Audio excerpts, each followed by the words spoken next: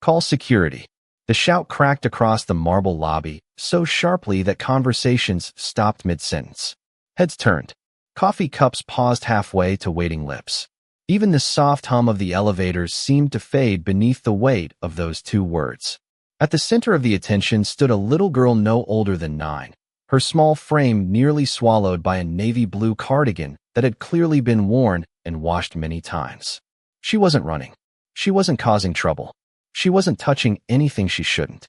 She simply stood there beside the polished brass directory, holding a lunch container carefully against her chest, as if it contained something precious. The towering glass walls of Brooks Tower reflected the morning sunlight in sheets of silver across the floor.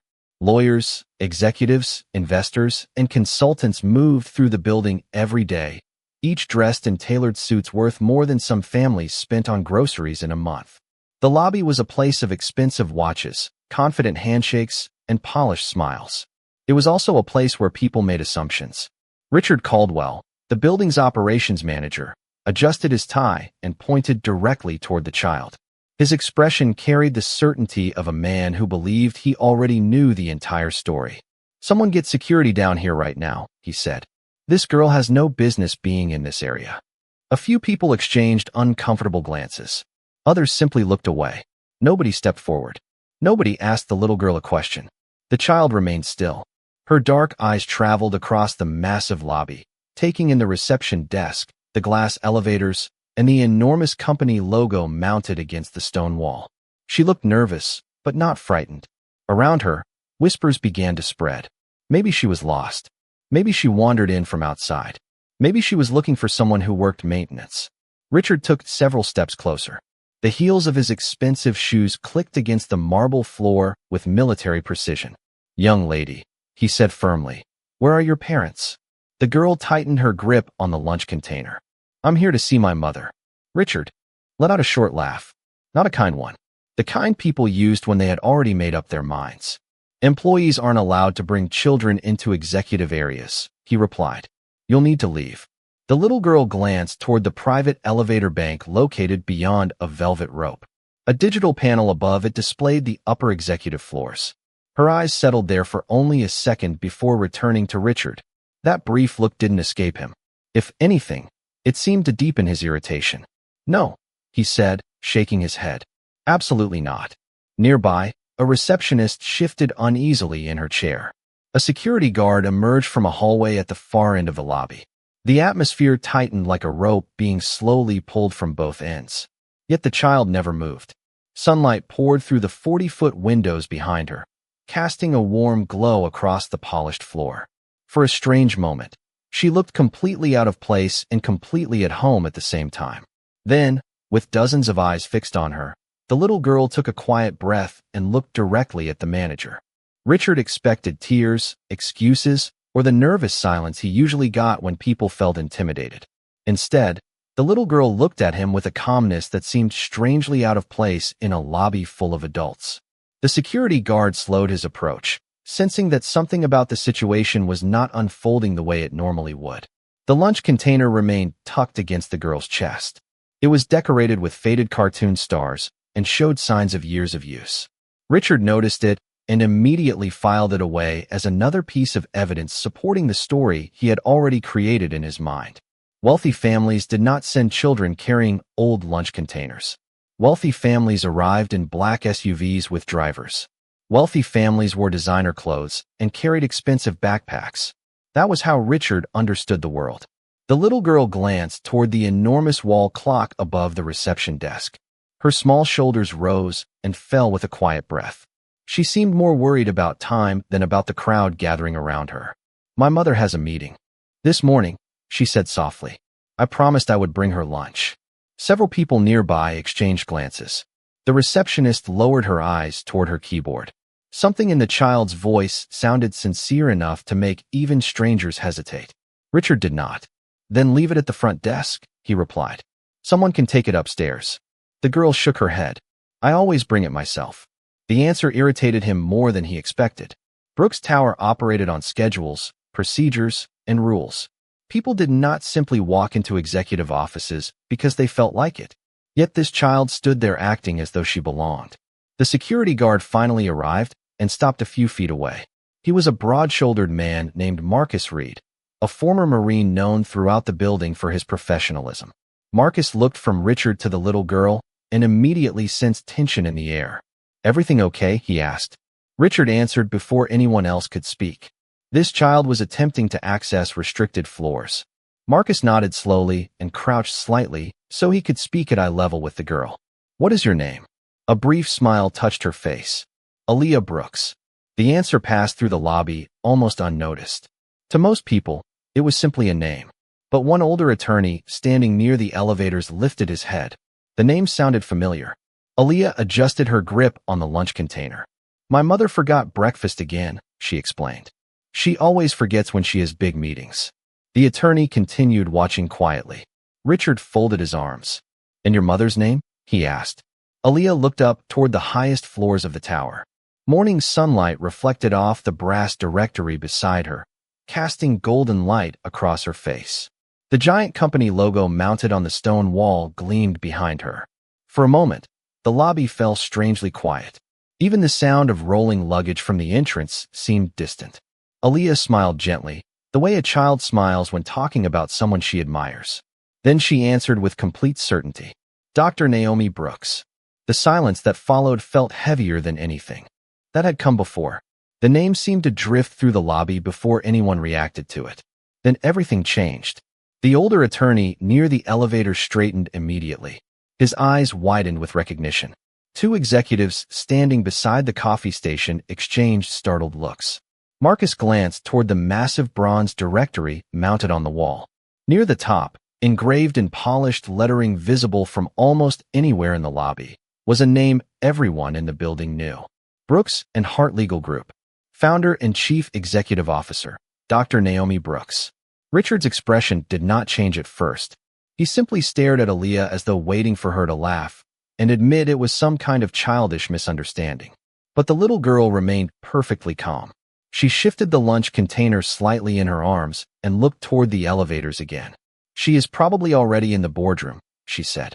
"Her meetings usually start at 9. The wall clock read 8:52. The timing was precise enough to make several employees uncomfortable. Richard cleared his throat. "Anyone can read a name on a building," he replied. "That does not prove anything." Yet his confidence sounded thinner now.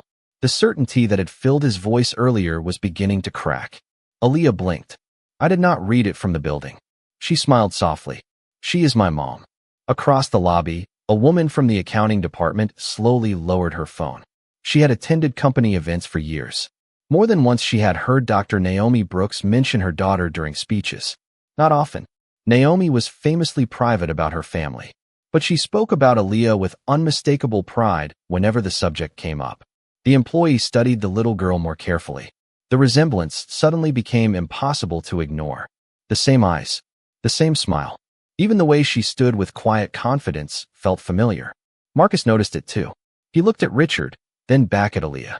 "Do you have identification?" he asked gently. The girl nodded. She carefully placed the lunch container on a nearby chair and reached into her cardigan pocket. From inside, she pulled out a laminated school identification card attached to a blue lanyard. Marcus accepted it and glanced down. Aaliyah Brooks. The photograph matched perfectly. Before he could say anything else, another detail caught his attention. Hanging beside the school identification was a small silver access badge. Not a visitor badge. Not a temporary pass. A permanent executive family credential. Marcus knew exactly what it was because only a handful existed in the entire building. His eyes lifted slowly toward Richard. The color drained from the manager's face. For the first time that morning, nobody spoke. The sounds of keyboards, footsteps, and distant conversations seemed to disappear into the background. Sunlight continued pouring through the glass walls, washing the marble floor in gold. Aaliyah picked up the lunch container again and glanced toward the elevator bank. "Can I go upstairs now?" she asked. Before anyone answered, a soft electronic chime echoed through the lobby. One of the private executive elevators had begun descending from the 48th floor. Every pair of eyes turned toward the illuminated display above the doors as the numbers started counting down. The illuminated numbers above the executive elevator continued their slow descent. 48, 43, 39. Each change seemed louder than the last. Nobody moved. Richard stood frozen beside the reception desk, his hands clasped so tightly that the knuckles beneath his skin turned pale. Marcus still held Aaliyah's identification badge. He had seen enough to understand exactly what was happening, but professionalism kept him silent. Across the lobby, employees pretended to focus on their phones while secretly watching every second unfold. Aaliyah remained the calmest person in the room. She set the lunch container on the chair beside her and carefully straightened the folded napkin tucked beneath its lid. The gesture was so ordinary that it made the tension around her feel even stranger. "My mother forgets to eat when she is nervous," she said quietly. Nobody answered. The elevator display reached 25, then 20, then 15. Richard forced a smile that looked uncomfortable even to him. "Perhaps there has been some misunderstanding," he said. The words sounded rehearsed, as though he were trying to convince himself more than anyone else. Aaliyah tilted her head slightly. "About what?" Richard opened his mouth, but found nothing to say. The question was simple. The answer was not. For several long seconds, only the faint hum of the building's climate system filled the silence. The polished stone walls reflected the morning light across the lobby. Outside, traffic moved through downtown streets, but inside Brooks Tower time seemed suspended. Then the elevator reached the lobby level. A soft chime echoed through the room. The stainless steel door slid apart. Several members of the executive board stepped out first. Their conversation stopped immediately when they noticed the crowd gathered near reception. Behind them came senior partners from the law firm, followed by department directors carrying tablets and briefing folders. At the center of the group walked Dr. Naomi Brooks. She wore a charcoal gray business suit tailored with understated elegance. Her posture was confident without being intimidating. Years of leading one of the most respected legal organizations in the country had taught her how to command a room without raising her voice. She was reviewing notes on a digital tablet when she stepped into the lobby. Then she looked up. The moment she saw Aaliyah, her expression changed completely. The intensity of the boardroom disappeared from her face. Warmth replaced it instantly. "Aaliyah," she said. The little girl smiled. "You forgot breakfast again."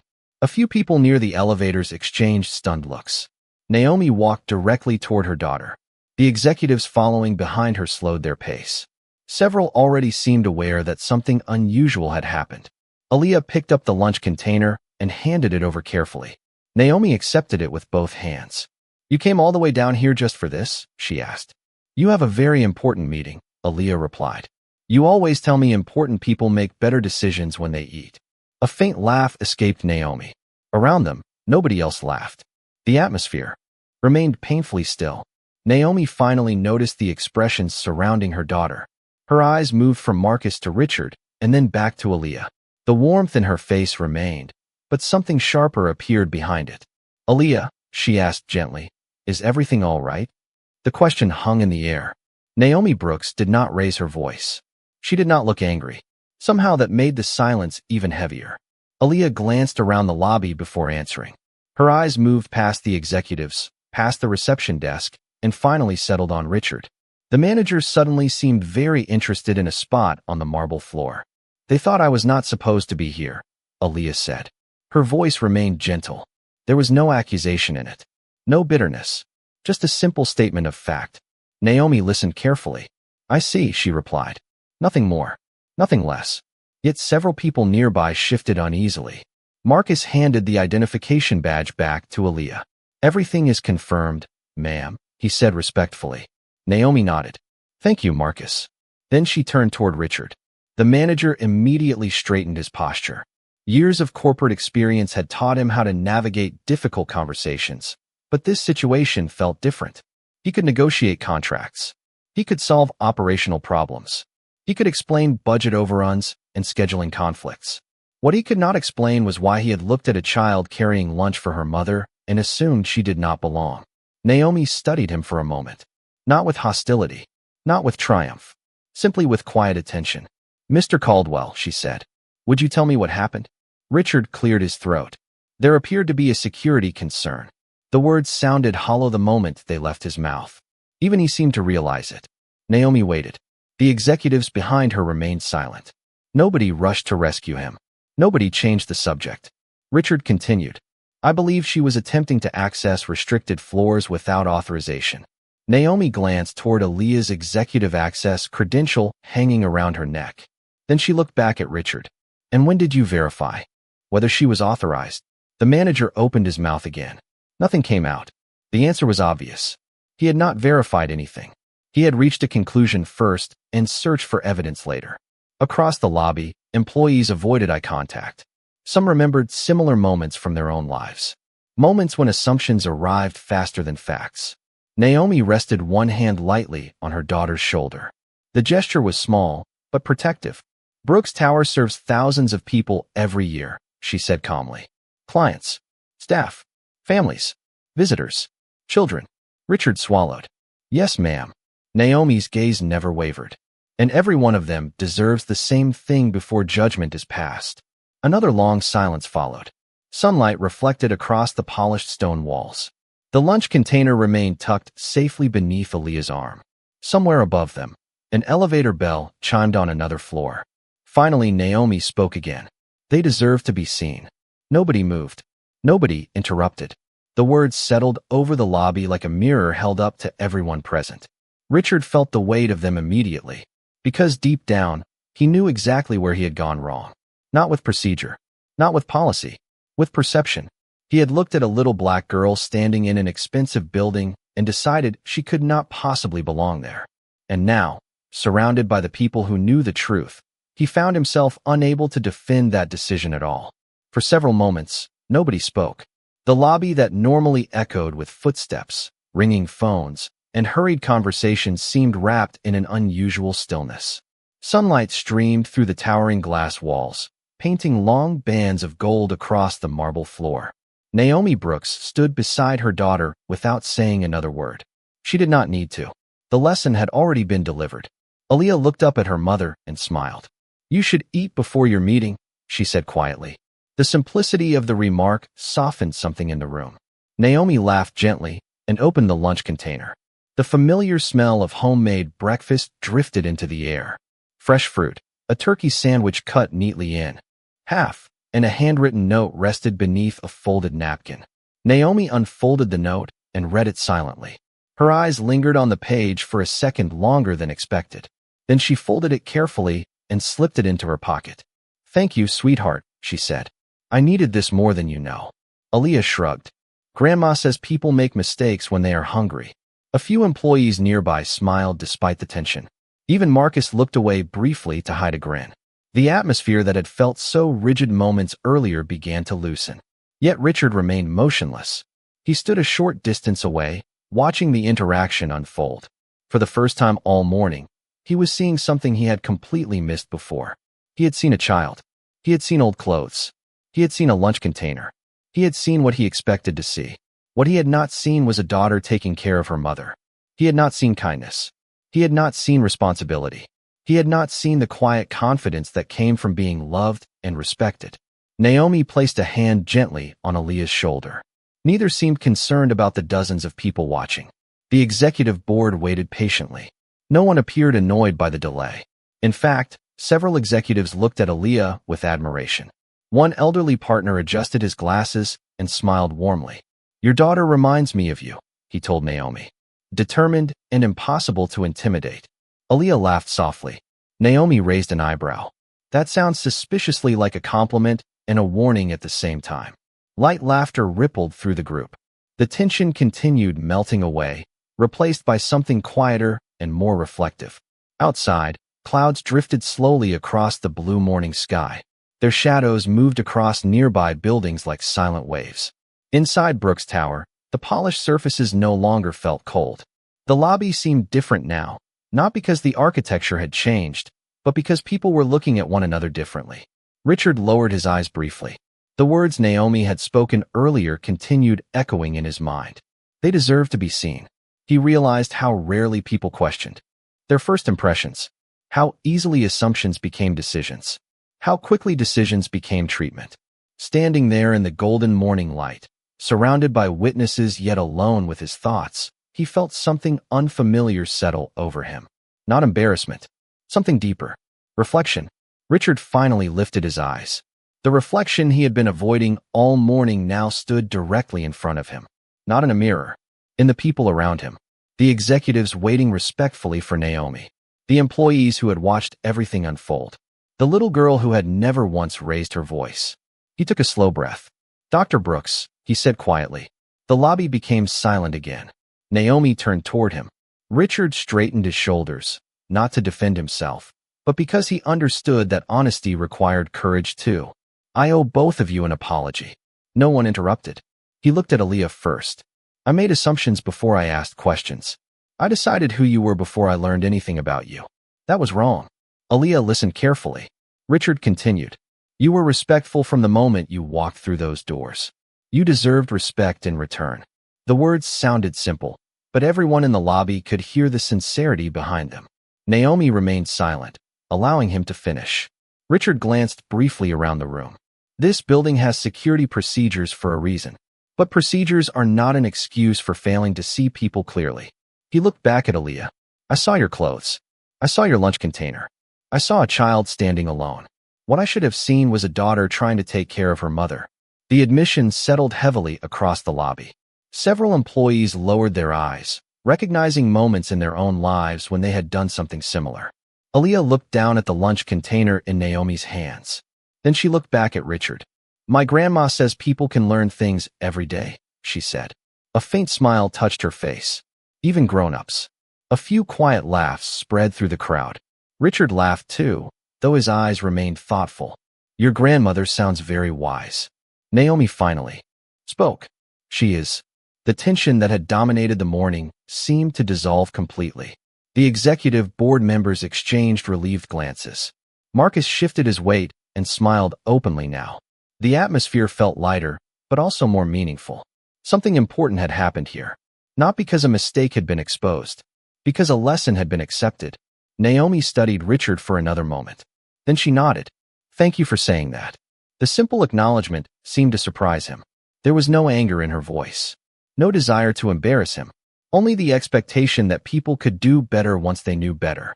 Aaliyah reached for her mother's hand. Naomi squeezed it gently. The sunlight pouring through the windows illuminated the bronze company logo behind them. For a brief moment, the entire lobby seemed frozen inside a picture no one would forget. A child carrying breakfast. A mother leading one of the country's most respected firms. A manager confronting his own assumptions. And a room full of people witnessing the difference between authority and character. Richard understood then that the real surprise of the morning was not that Aaliyah belonged in Brooks Tower. It was realizing how many opportunities he had missed to truly see the people who walked through its doors every day. Aaliyah glanced up at the giant wall clock again. "Mom, your meeting is going to start." The observation drew a wave of quiet smiles through the lobby. Even after everything that had happened, her greatest concern remained the same. Naomi missing breakfast. Naomi laughed softly and looked toward the waiting executives. "My daughter is right." One of the board members lifted a hand. "For the record, Dr. Brooks, this is the first time anyone has delayed a board meeting because they were making sure you ate breakfast." A ripple of laughter moved through the group. The atmosphere felt lighter now, but the lesson remained. Naomi looked around the lobby one more time. Employees had returned to their desks. Phones were ringing again. Elevators were moving. Yet something had changed. People were looking at one another with a little more attention than before. A little less certainty. A little more curiosity. Naomi turned to Richard. "Mr. Caldwell." "Yes, ma'am. I believe every difficult moment offers two choices.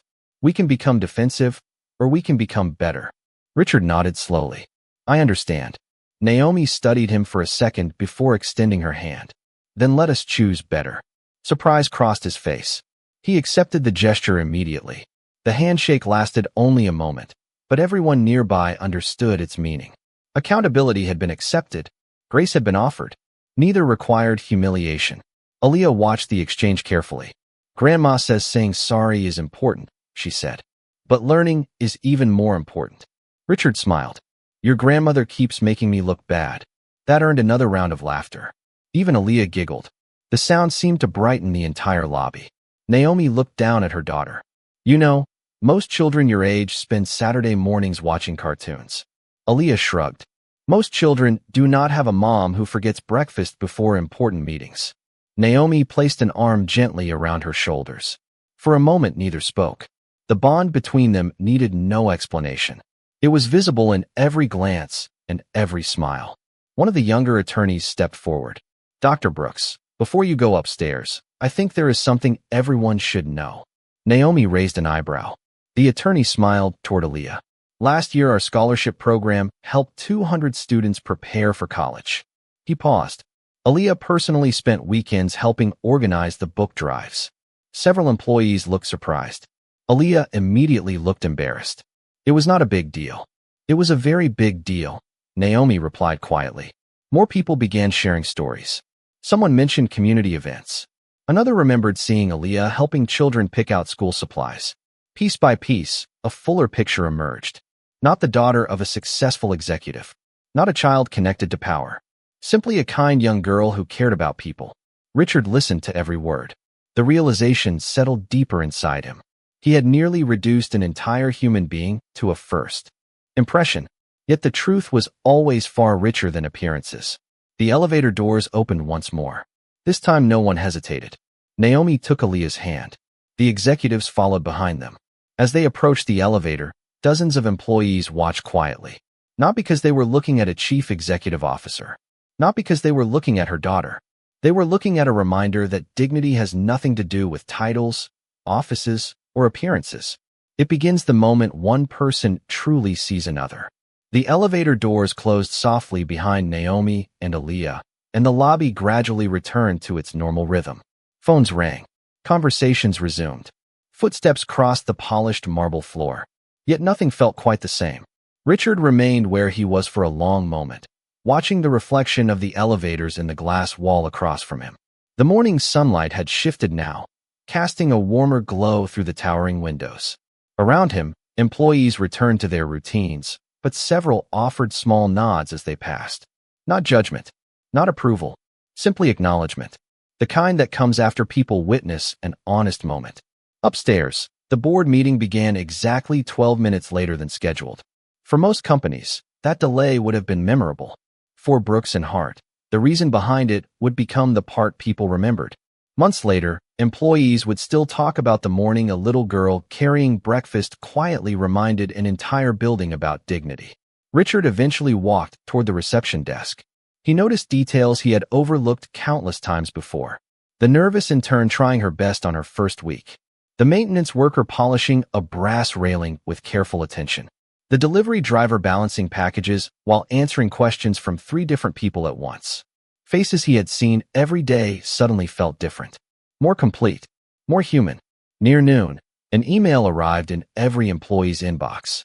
It was from Naomi Brooks. The message was brief. She thanked the staff for their professionalism and reminded everyone that excellence was not measured only by results, but by how people treated one another. There was no mention of names. No public criticism. No embarrassment. Only a simple reminder that respect should never depend on appearance, position, or assumptions. The email spread through the building faster than any corporate memo ever had. Later that afternoon, Richard passed a conference room and noticed a framed photograph hanging near the entrance. He had walked by it hundreds of times without paying attention. The picture showed Naomi at a community literacy event surrounded by children. Standing beside her was a younger Aaliyah, smiling while handing books to elementary school students. Richard stopped and studied the image. Then he smiled quietly and continued walking. High above the city, sunlight filled Naomi's office. The meeting had ended successfully. Financial projections were approved. New initiatives were launched. Important decisions had been made. Yet the first thing Naomi did afterward was open the folded note Aaliyah had packed with breakfast. Written in careful handwriting were only a few words. Do not forget to eat. Do not forget to smile. Love, Aaliyah. Naomi laughed softly and placed the note beside a family photograph on her desk. Outside her office window, the city stretched for miles beneath a clear blue sky. Down in the lobby, people came and went through the revolving doors. Some wore expensive suits. Some wore work uniforms. Some carried briefcases. Some carried lunches packed with love. And if anyone had looked closely enough, they might have noticed something invisible but real lingering in the air that day. Not power. Not status. not wealth. Just a quiet reminder that every person has a story, and the moment we choose to see one another clearly, the world becomes a little brighter.